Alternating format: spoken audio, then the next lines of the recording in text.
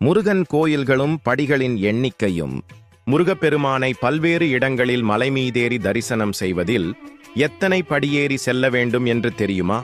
குன்றிருக்கும் இடமெல்லாம் குமரன் இருப்பான் என்பது எல்லோரும் அறிந்ததே. அவ்வாறு மலை மீதிருக்கும் முருகன் கோயில் படிக்கட்டுகள் விபரம்.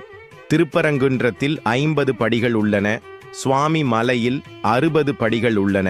வட்டமலையில் 100 படிகள் உள்ளன. குருந்தமலையில் 108 படிகள் உள்ளன.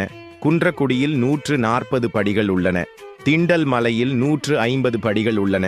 பச்சைமலையில் 180 படிகள் உள்ளன. பொன்மலையில் 200 படிகள் உள்ளன.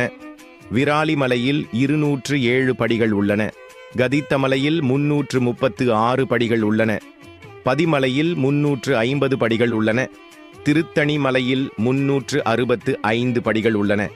சிவன் மலையில் 496 படிகள் உள்ளன. அனுவாவியில் 500 படிகள் உள்ளன. பழனி மலையில் 689 படிகள் உள்ளன. மருதமலையில் 837 படிகள் உள்ளன. சென்னிமலையில் 1320 படிகள் உள்ளன. ஓதிமலையில் 1880 படிகள் உள்ளன.